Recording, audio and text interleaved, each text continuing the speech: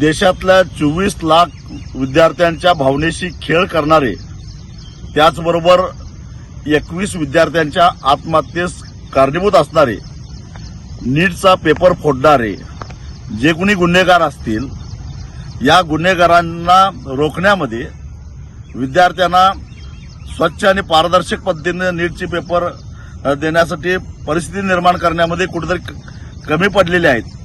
यासाठी नैतिक जबाबदारी स्वीकारून या देशाचे शिक्षण मंत्री धर्मेंद्र प्रधान यांनी राजीनामा द्यावा म्हणून गेल्या 1 महिन्यापासून विद्यार्थी आंदोलन करत होते.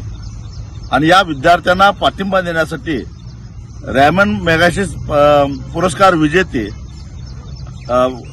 सोनम वांगचुक हे गेल्या 21 दिवसापासून उपोषणाला बसलेले होते.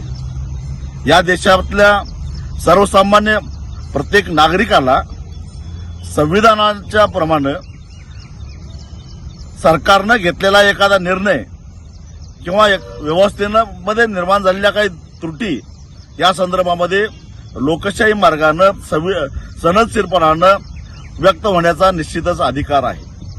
आणि त्या अधिकाराला अनुसरून विद्यार्थी आंदोलन करत होते. त्या अधिकाराला अनुसरून या विद्यार्थ्यांच्या पाठीमागे आम्ही ज्येष्ठ सुद्धा आहोत, शास्त्रज्ञ सुद्धा आहोत, हा संदेश देण्यासाठी म्हणून सोनम वांगचुक गेल्या 21 दिवसापासून उपोषण करत होते. खरं तर एकूण पेपरफुटी कशामुळे झाली, विद्यार्थ्यांच्या भावनेशी खेळ खेळण्याचा सरकारचा इरादा नाही, याच्यावर आम्ही कडक कारवाई करू, परंतु पुन्हा असा प्रकार होऊन देणार नाही अशी हमी देऊन खरं तर विद्यार्थ्यांशी संवाद साधायला पाहिजे होता केंद्र सरकारनं. सोनम वांगचुक यांच्याशी संपर्क साधायला पाहिजे होता केंद्र सरकारनं. एखादा केंद्रीय मंत्री, केंद्रातला एखादा सचिव खरं तर या सातत्यानं या आंदोलन करणाऱ्यांच्या बरोबर संपर्क साधायला पाहिजे होता, परंतु सरकारनं हे केलं नाही. बेशरमपणाचं हे लक्षण आहे. सत्तेचा माज आल्याची ही सगळी लक्षणं आहेत. या देशातल्या जनतेनं तुम्हाला चळवळीतूनच सत्ता दिलेली होती हे सोयीस्कररित्या विसरतात. परंतु अशा पद्धतीनं जर का कोर्टाला पुढे करून शिखंडीसारखं तुम्ही जर का जन आंदोलन मोडणार असाल तर याद राखा, या देशामध्ये जसं श्रीलंकेमध्ये घडलं, बांगलादेशमध्ये घडलं, नेपाळमध्ये घडलं, तो क्षण या देशामध्ये यायला वेळ लागणार नाही. काय दोष येत आहोत सोनम वांगचुक यांचा? जर त्यांच्या प्रकृतीची एवढी चिंता सरकारला होती तर गेल्या 20 दिवसामध्ये सरकार काय झोपा काढत होतं का? का नाही संपर्क साधला त्यांनी? का नाही त्यांची समजूत घालण्याचा प्रयत्न केला? आणि न्याय व्यवस्थेबद्दल तरी काय बोलावं? खरं तर न्यायालयानं इतक्या तातडीनं याची दखल घेतली, परंतु हे विद्यार्थी का आंदोलन करतात?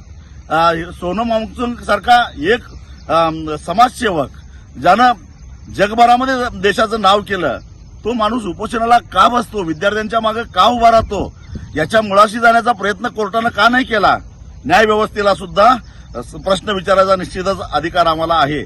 परंतु ज्या पद्धतीनं दिल्लीतल्या महिला कुस्तीगिरांनी यौन शोषणाच्या विरोधामध्ये केलेलं आंदोलन पोलिसांच्या सहाय्यानं शिखंडीसारखं मोडून काढलं आणि ती चळवळ दाबली गेली, त्याच पद्धतीनं ही चळवळ दाबण्याचा प्रयत्न सरकारचा दिसतो. पण याद राखा, याच्या प्रतिक्रिया उमटल्याशिवाय राहणार नाही. 20 तारखेचा संसदेवरचा मोर्चा होऊ नये म्हणून केलेला सरकार हा केविलवाणा प्रयत्न आहे. पण सरकार आगीशी खेळतंय आणि ही आग सरकारला जाळल्याशिवाय राहणार नाही, एवढाच इशारा या निमित्तानं मी देतोय.